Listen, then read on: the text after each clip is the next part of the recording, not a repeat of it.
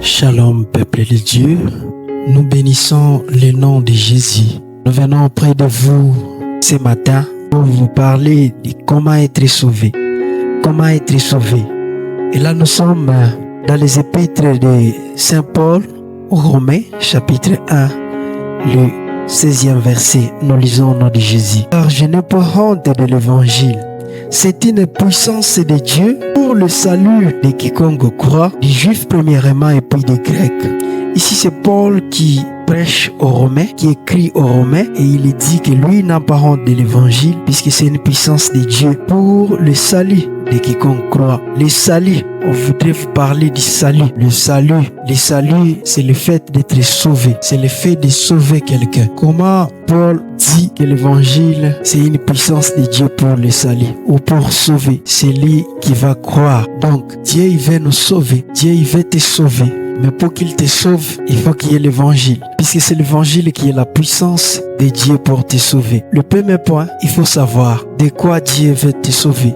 Puisqu'on ne peut pas employer le mot sauver s'il n'y a pas de danger. Quel est le danger pour lequel Dieu veut me sauver? Quel est le danger pour lequel Dieu désire te sauver? Ça, c'est le premier point et qui est très important, qu'il faut comprendre, qu'il faut savoir. Puisque quand on ne connaît pas les dangers auxquels on court, on n'a pas besoin même du salut. On a besoin du salut quand on comprend les dangers qui nous guettent. Alors, l'humanité a besoin du salut. L'humanité a besoin d'être sauvée. Bien-aimé, toi qui m'écoutes, tu as besoin du salut. Tu as besoin d'être sauvé. Tu as besoin d'être sauvé. C'est-à-dire, Dieu a créé l'homme pour qu'il vive en parfaite relation avec lui. Mais l'homme a décidé volontairement de désobéir au Seigneur, de suivre sa propre volonté, ce qu'on appelle le péché. Et là, l'homme a changé le cas. L'homme qui vivait dans le royaume de Dieu s'est vu directement après avoir péché dans le royaume des ténèbres contrôlé par Satan. Et depuis ce jour, la destinée de l'homme a changé. L'homme qui devrait vivre éternellement s'est vu sa destinée changer pour mourir éternellement. Et c'est ce qu'on appelle l'enfer. C'est ce que les gens appellent l'enfer, mais la Bible appelle ça la gêne. C'est-à-dire que tous ceux qui sont nés d'Adam et Ève, ils sont nés déjà perdus. Ils sont nés déjà dans la perdition. Ils sont déjà dans la perdition. Et que il faut qu'ils soient sauvés, puisque ça c'est danger, vivre dans la perdition. C'est ce que Jean 3,16 nous dit. Car Dieu a tant aimé le monde qu'il a donné son Fils unique, afin que quiconque croit à lui ne périsse point, mais qu'il ait la vie éternelle. Dieu, il aime le monde, puisqu'il sait que le monde est à perdition. Mon frère, toi qui m'écoutes, tu peux penser que comme tu as de l'argent, tu peux penser que comme tu as de l'énergie, tu as l'influence, tu as le pouvoir, tu es riche, je sais pas tu es comment, tu as bonne santé, tu as bonne relation avec les gens, tu es dans la religion, tu pries tous les jours, tu vas à l'église tous les jours et que toi, tu n'es pas concerné. Mais laisse-moi te dire que tu es dans la perdition. Tu es dans la perdition et Dieu, il veut te sauver. Il veut te sauver puisque le danger est que si tu meurs dans cette perdition, tu vas passer toute ton éternité dans la gêne, dans le feu éternel. Tu vas passer ton éternité dans la souffrance éternelle. Une souffrance que personne ne peut jamais maîtriser. Une souffrance qu'aucune personne ne peut maîtriser. Une souffrance terrible, incessante dans l'éternité. Regarde mon frère, toi qui m'écoutes. C'est ça ta destinée, c'est ça le danger auquel tu es destiné. Et c'est pour ça que Dieu veut te sauver. Maintenant, pour que Dieu te sauve, il ne va pas te sauver pêle-mêle. Il a déjà choisi une méthodologie pour te sauver et c'est l'évangile. C'est l'évangile de Jésus-Christ. Paul dit que c'est une puissance de Dieu pour le salut de quiconque croit. C'est une puissance de Dieu pour te sauver. Pour te sauver si tu crois. Puisque l'évangile c'est l'annonce de Jésus. L'évangile parle de Jésus. L'évangile c'est la bonne nouvelle de Jésus. L'évangile est que Jésus est venu te sauver. Pour tes péchés qui datent depuis Adam et Ève, il y a un homme qui a accepté de payer le prix de ses péchés, puisque le salaire du péché, c'est la mort. Tu méritais la mort, mais Jésus a accepté de payer le prix pour que tu sois sauvé. Pour que tu sois sauvé.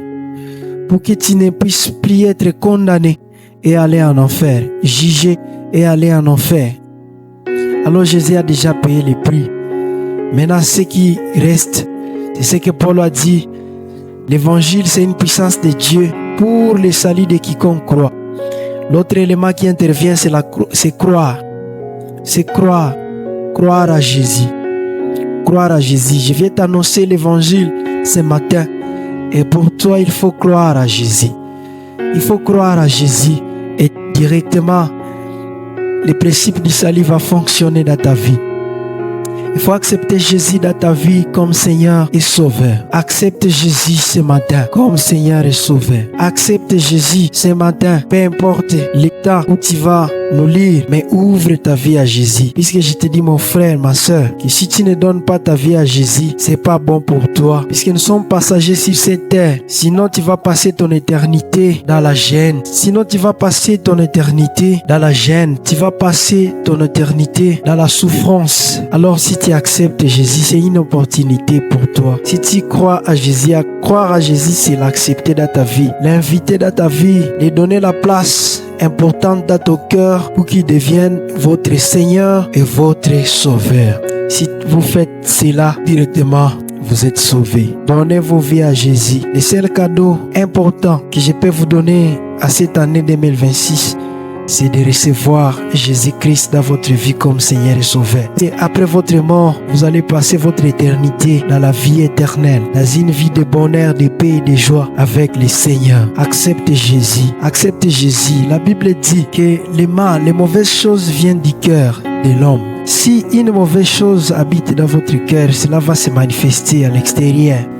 Et moi aussi, je vous dis, Jésus veut entrer dans votre cœur, puisque si il trouve la place dans votre cœur, c'est que les bonnes choses que Jésus va vous apporter vont se manifester à l'extérieur. Si vous êtes alcoolique, ivrogne, impudique, si vous êtes voleur, menteur, c'est que dans votre cœur, il y a quelque chose qui règne là. Il y a quelque chose du mensonge, de l'impudicité qui a la place dans votre cœur, et nous on le voit se manifester à l'extérieur de votre vie. Alors si Jésus entre là, il va venir mettre ces choses. Il va venir installer les bonnes choses dans votre vie, et votre vie va changer, et votre vie va changer, et vous allez désormais vivre pour Jésus-Christ. Regarde, ce monde est plein de choses, de mauvaises choses. L'ennemi a semé beaucoup de mauvaises choses. Satan a déjà semé de mauvaises choses dans les cœurs des hommes. Et moi, je vous apporte l'évangile.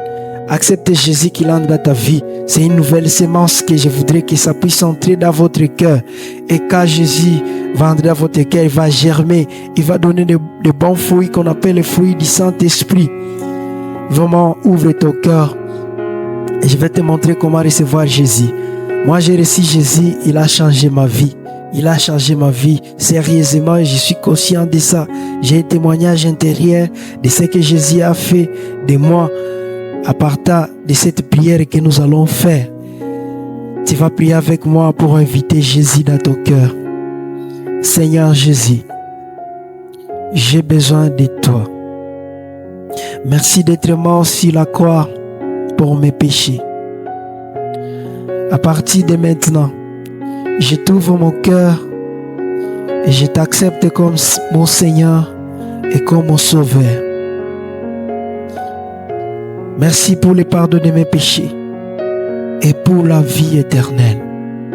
Fais de moi la personne que tu désires que je sois. Je renonce à Satan, au péché, aux œuvres du monde des ténèbres.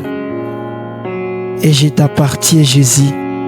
Contrôle mon âme, contrôle mon esprit, contrôle mon cœur. Remplis ma vie et guide-moi. Remplis-moi de ton Esprit Saint. Au nom de Jésus. Amen. Bien-aimés, si vous avez été bénis par cette émission, Sion Évangile, n'hésitez pas à nous contacter au numéro qui s'affiche là.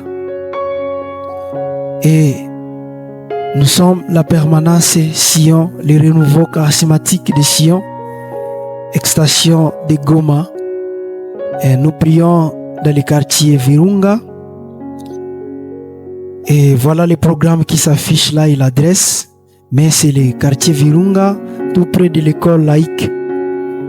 Et direction salle Saint-Augustin. Vous demandez là où se trouve la permanence Sion. Merci. Le prochain rendez-vous, c'est jeudi à partir de 6h30 jusqu'à 7h30. Et chaque dimanche, de 9h à 12h, vous êtes les bienvenus chez nous. Merci et que Dieu vous bénisse abondamment.